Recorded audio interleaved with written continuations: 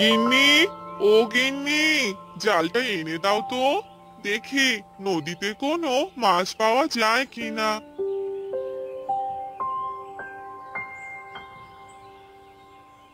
তোমার কপালে কি আর মাছ জোটে নাকি? না পারো বিক্রি করতে, আর না পারি আমরা খেতে। এভাবে কি আর সংসার চলে নাকি? আমার বাবা কি দেখে যে তোমার সাথে বিয়ে দিয়েছিল, কে জানে। আরে গিন্নি, এবার একটু চুপ থাকো তো। এই সকালবেলা কি শুরু করলে? একদিন দেখবে ভগবান আমাদের ঠিক একটা ব্যবস্থা করে দিবে। এবার আমি আসি। এরপর সুশান জাল নিয়ে বাহিরে বেরিয়ে পড়ে আর হাঁটতে হাঁটতে নদীর পাড়ে যেতে থাকে। আর নৌকা নিয়ে মাছ মারতে চলে যায়। এই তো এখানে জালটা ফেলে দেখি। আরে যা, কোনো মাছ হয়তো নেই। আজ যে আমায় কিছু মাছ নিয়ে যেতেই হবে, বাড়িতে যে খাওয়ার মতো কিছু নেই। এরপর সুশান সব জায়গায় জাল ফেলতে থাকে। অবশেষে সে দুটি মাছ ধরতে পারে।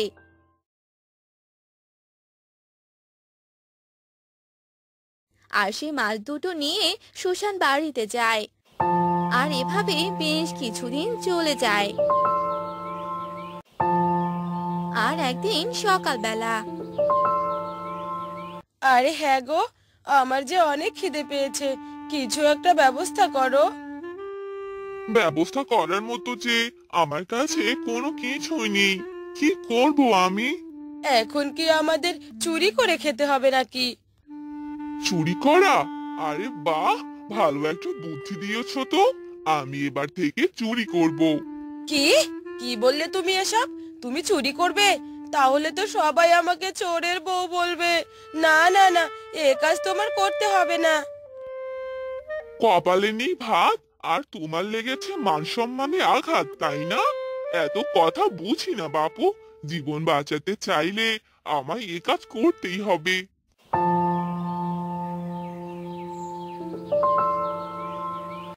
সেদিন রাতের বেলা সুশান প্রথমবারের মতো চুরি করতে গেল মোরলের বাড়িতে। সর সর, এই ধর ধর বেটাকে, ছাড়বি না। মোরলের বাড়িতে হইচই পড়ে গেল। চাচানোর আওয়াজ শুনে মোরলও বাহিরে বেরিয়ে পড়ল। আর সেদিন রাতে চোরকে বেঁধে রাখা হলো।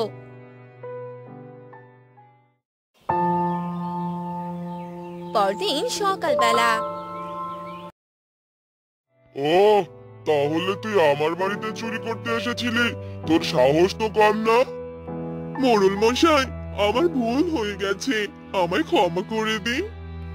মোড়লের বাড়িতে চুরি করতে এসেছিস, আবার ক্ষমা চাইছিস? মোড়ল মশাই, এই ব্যাটার উপযুক্ত শাস্তি দিন। তোর শাস্তি হলো তুই তোর বউকে নিয়ে এ গ্রাম থেকে বের হয়ে যাবি। আমি যেন কখনোই তোর মুখ এই গ্রামে আর না দেখি। না না মোড়ল মশাই, আপনি এরকম কাজ করবেন না। এ বাড়ি ফিরে ছাড়া যে আমাদের আর কিছু নেই। আমি এত কথা শুনতে চাই না। আজকের মধ্যে তোরা এই গ্রাম থেকে চলে যাবি। এ কথা বলে মোরল সেখান থেকে চলে গেল। অন্যদিকে সুশান তার বউকে নিয়ে গ্রাম থেকে চলে যেতে লাগলো। এই ছিল আমার কপালে। কত করে বললাম এরকম কাজ করো না, দেখলে তো এবার যে বাড়ি ছাড়া হতে হলো। আরে গিন্নি, কানের কাছে এমন ঘ্যান ঘ্যান করো না তো। আমি ভাবছি এবার আমরা কোথায় যাব। ওই যে এক মাঝি ভাইকে দেখতে পাচ্ছি, যাই ওনার কাছেই যাই।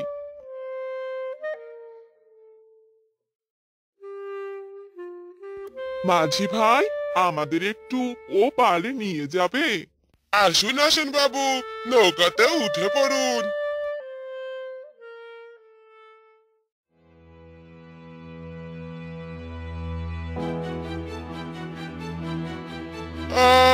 এ কি হচ্ছে এসব? হঠাৎ এত ঢেউ কোথা থেকে এলো? ঢেউয়ের কারণে তারা সবাই পানিতে পড়ে গেল। সুশানের বউ বাঁচাও বাঁচাও বলে চেঁচাতে লাগলো। বাঁচাও, বাঁচাও, আ আ আ। তারা সেই ঢেউয়ে ভাসতে লাগলো। আর পরদিন সকালে তারা একটি পাড়ে নিজেদের দেখতে পেল। আরে একে, আমরা কোথায়? আমরা ঠিক আছি তো? হ্যাঁ গো, আমরা কোথায় চলে এসেছি? আর এই পানিগুলো নীল কেন? মনে হয় এটা কোনো নীল দিঘি। হ্যাঁ গো, আমারও তো তাই মনে হচ্ছে। কিন্তু মাঝি ভাই কোথায়? তাকে তো দেখতে পাচ্ছি না। উনি যে কোথায় চলে গেছে কে জানে। আমাদের এখানে ভালো একটা বাড়ি বানাতে হবে, আর আমি একটি জাল বানিয়ে এখানে মাছ ধরবো। এই কাজ ছাড়া যে আমি যে কোনো কাজই পারি না। আচ্ছা ঠিক আছে, তাই করো।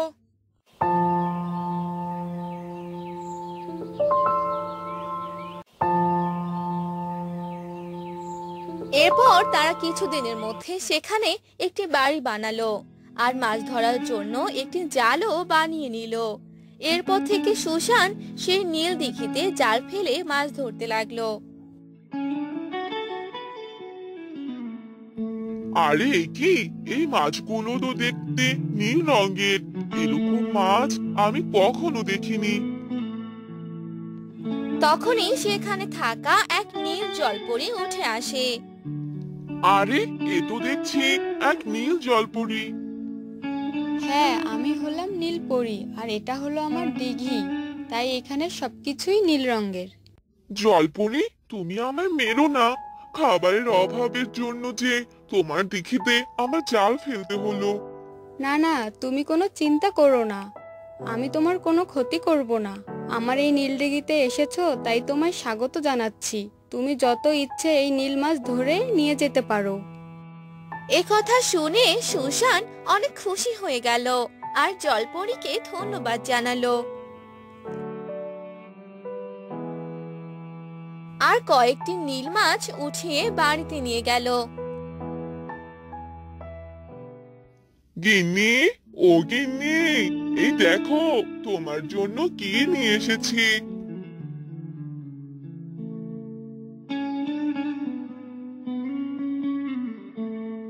ও মা, এগুলো তো নীল মাছ। হ্যাঁ গো, এ মাছ তুমি কোথায় পেলে? নীল দেখিতে এসেছি। নীল মাছ ছাড়া আর কি মাছ পাবো শুনি? আরে নীল দিঘি যে এক নীল জলপরি। কি বলছো কি? এটা এক নীল জলপরীর দিঘি? হ্যাঁ গো, জলপরি তোমার কোনো ক্ষতি করেনি তো? না না, আমার কোনো ক্ষতি করেনি। আমি একদম ঠিক আছি। আর এখন থেকে আমি হলাম নীল দিঘির জেলে। হা হা হা হা, আমার যে বেশ ভালো লাগছে।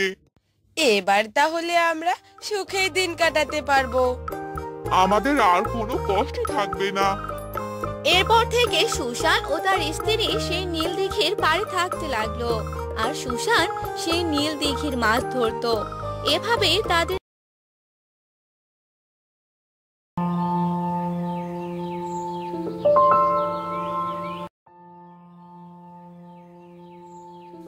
এবার বুঝি এই গরমে মরেই যাব দাদা।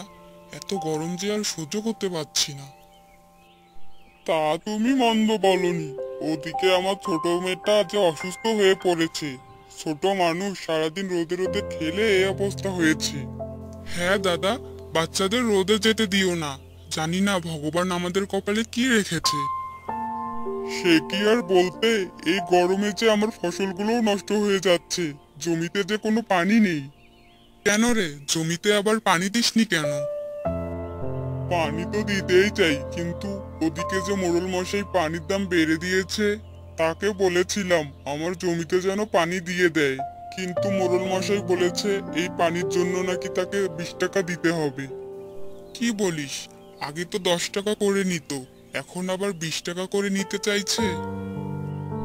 আর এজন্যই তো আমি জমিতে পানি দিতে পারছি না। কিন্তু যেভাবেই হোক জমিতে পানি দিতে হবে। ফসল ভালো না হলে আমরা চলবো কি করে? হ্যাঁ দাদা, আমাদেরই কপাল। জমির উপর নির্ভর করে চলতে হচ্ছে। থাকো দাদা, এবার বাড়িতে যাই, অন্যদিন দেখা হবে। আচ্ছা ঠিক আছে। এ কথা বলে সজল সেখান থেকে চলে গেল।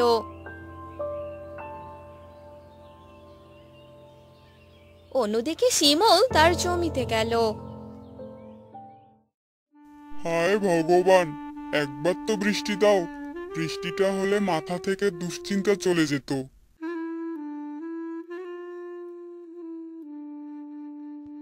হ্যাঁ গো, এই গরমের দিনে তুমি কোথায় গিয়েছিলে শুনি? এত রোদ উঠেছে যে বাহিরে তাকানোই যাচ্ছে না। আমার কি আর ঘরে বসে থাকার কপাল আছে গো গিন্নি? চিন্তায় চিন্তায় যে মরে যাচ্ছি, চোখের পাতা যে বন্ধ করতে পারছি না। কি যে করব। এত চিন্তা করে কি হবে বলো তো?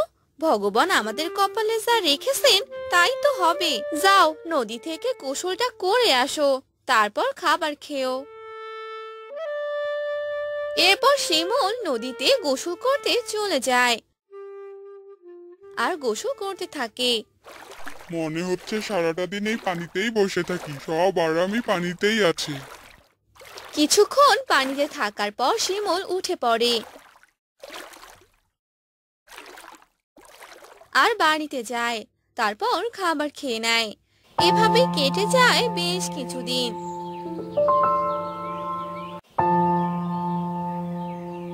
একদিন সকালবেলা মাছ নিবে?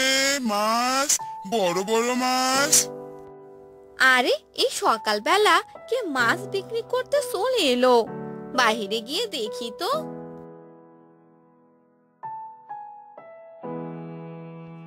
আরে ওই তো লোকটা যাচ্ছে। আরে দাদা, আরে ও দাদা, এদিকে আসুন। কি দিদি, মাছ নিবে নাকি? হ্যাঁ, ভালো ভালো মাছ আছে। কি কি মাছ আছে দাদা? এই তো দিদি, বড় বড় ইলিশ মাছ আছে, খুব সস্তায় পাবে। ওমা, ইলিশ মাছ! ইলিশ মাছ খেতে যে আমার অনেক ভালো লাগে। কই গো, কোথায় গেলে? তাড়াতাড়ি দেখে যাও। কি হলোটা কি? এভাবে ডাকছো কেন? হ্যাঁ, এই দেখো, এই দাদা যে ইলিশ মাছ নিয়ে এসেছে। হ্যাঁ গো, আমাদের জন্য কয়টা মাছ নিয়ে নাও। না না, এখন ইলিশ মাছ নেওয়া যাবে না, এখন যে ইলিশ মাছের অনেক দাম। আরে দাদা, কিসব বলছেন আপনি? ইলিশ মাছের দাম তো একদম সস্তা। এই গরমে ইলিশ মাছের দাম একদম কমে গেছে। আপনি যতগুলো ইচ্ছে নিতে পারেন। তাহলে কত করে মাছগুলো?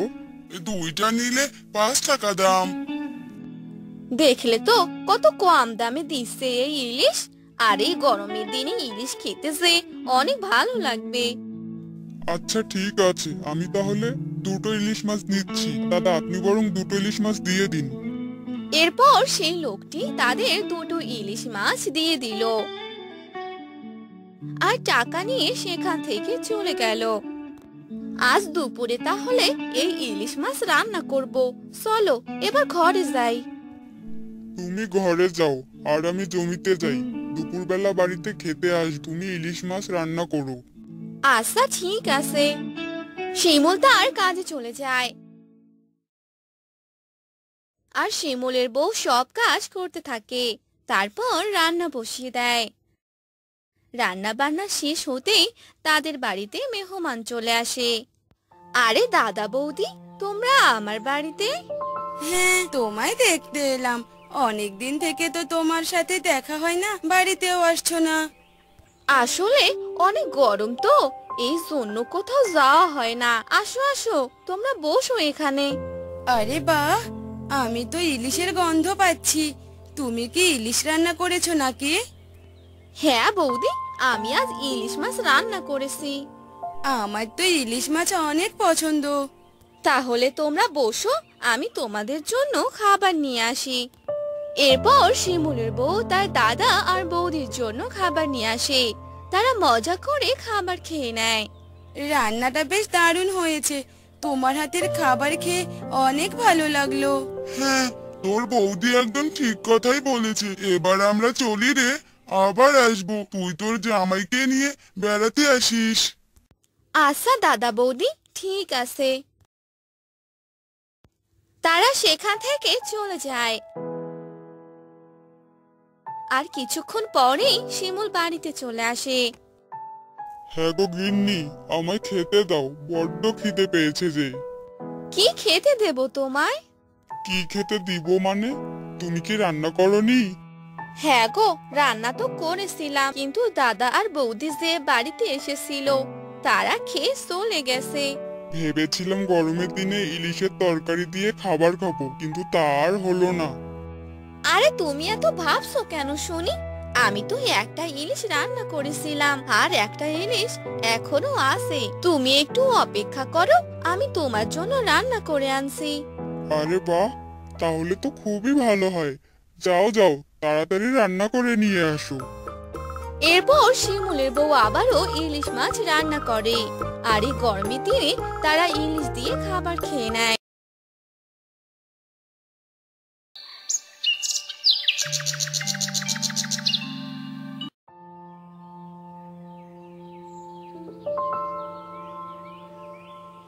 বাবারে বাবা, কি যে রোদ উঠেছে, ছাতা দিয়েও যে কোনো কাজ হচ্ছে না। আর পারছি না, অনেক গরম। আরে ওই তো একটা গাছ দেখতে পাচ্ছি, কে যেন ওখানে বসে আছে। আমিও গিয়ে ওখানে একটু বসে পড়ি।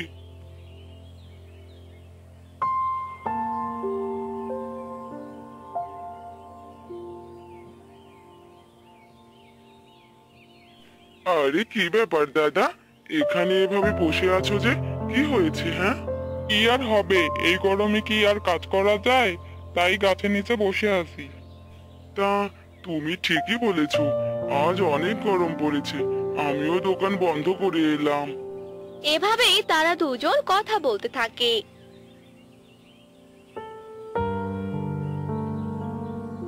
এরপর তারা সেখান থেকে চলে যায়।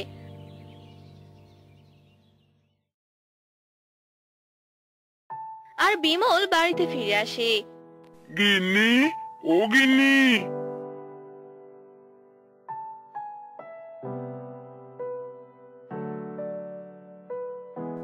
হ্যাঁ গো, তোমার এই আসার সময় হলো। সে কখন বাড়ি থেকে বেরিয়েছিলে? এই গরমে কোথাও গিয়ে শান্তি পাচ্ছি না। এখন আমায় একটু খেতে দাও তো গিন্নি, অনেক দূর থেকে হেঁটে এলাম, অনেক খিদে পেয়েছে গো। ঠিক আছে, দিচ্ছি।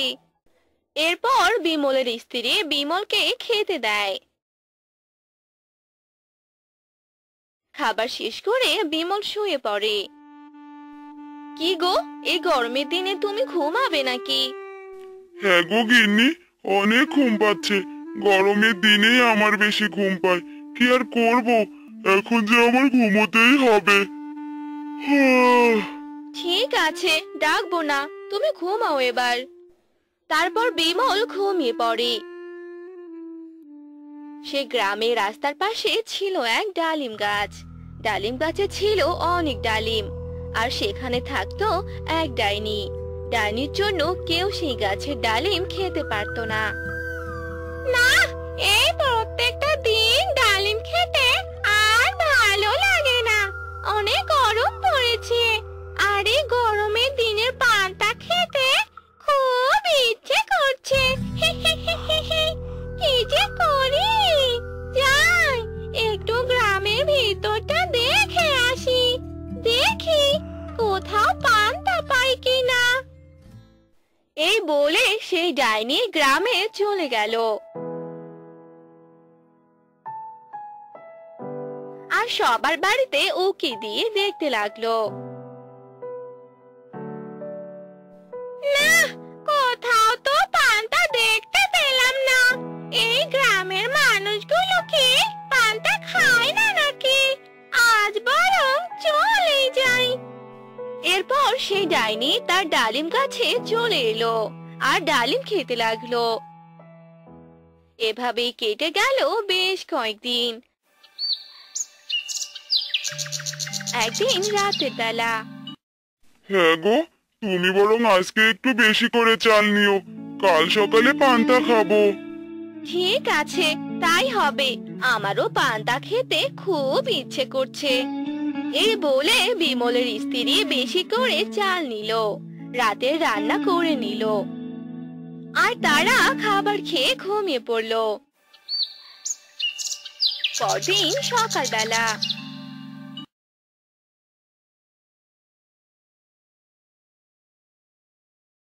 বিমলের স্ত্রী রান্নাঘর থেকে পান্তাগুলো নিয়ে আসতে লাগলো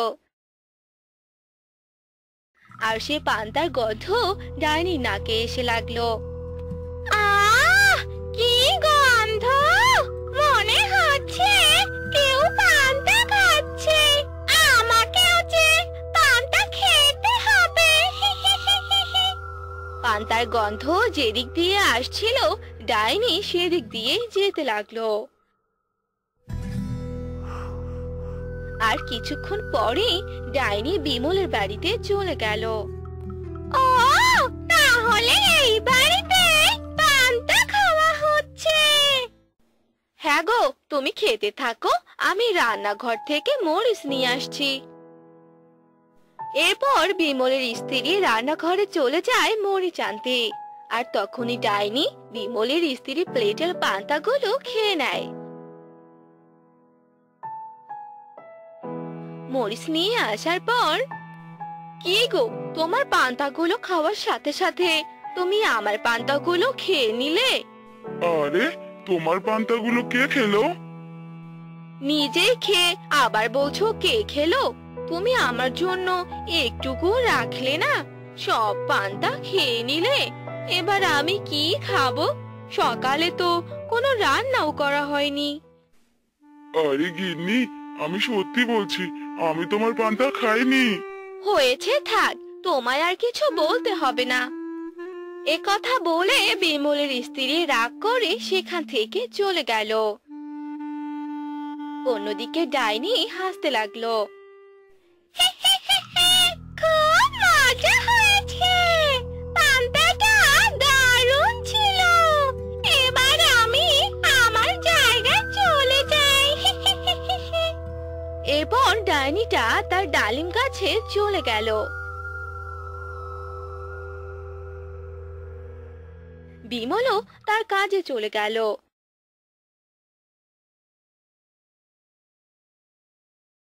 গ্রামে যার যার বাড়িতে পান্তার গন্ধ পেত, ডাইনি সেখানে গিয়ে পান্তা খেয়ে আসতো।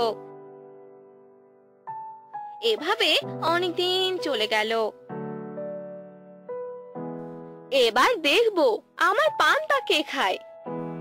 এই বলে বিমলের বউ পান্তা নিয়ে খেতে বসে। আর তখনই সেই ডাইনিটা সেখানে চলে আসে। একবার পান্তা মুখে দিতেই সেই ডাইনি সবগুলো পান্তা খেয়ে নেয়। আরে এ কি, আমার পান্তাগুলো কোথায় গেল? হায় হায় ভগবান, এ যে ডাইনির কাজ মনে হচ্ছে। ও মা!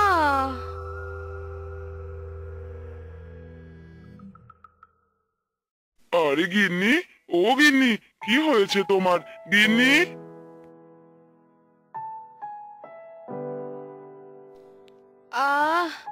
আমি কোথায়? আরে গিন্নি, কি হয়েছে তোমার? ডাইনি, ডাইনি, ওগো, তুমি আমায় ডাইনির হাত থেকে বাঁচাও। ও যে আমাকেও খেয়ে ফেলবে। কিসব বলছো তুমি? এখানে কোথায় ডাইনি? আছে আছে, সে যে আমার পান্তাগুলো খেয়ে নিয়েছে। তুমি তাড়াতাড়ি তান্ত্রিককে খবর দাও।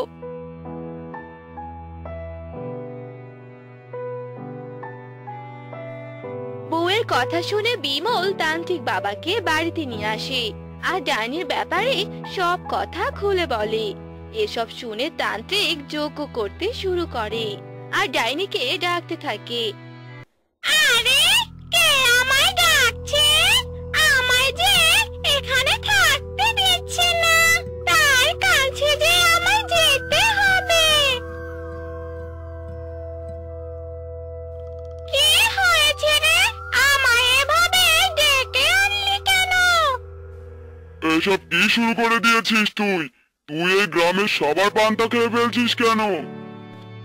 এই গরমের দিনে পান্তা খেতে সবারই ভালো লাগে, আর তাই আমিও খেয়েছি।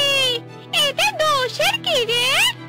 তুই তো কাউকেই খেতে দিচ্ছিস না, সব একাই খাচ্ছিস। তোর জন্য গ্রামের সবাই অতিষ্ঠ হয়ে গেছে।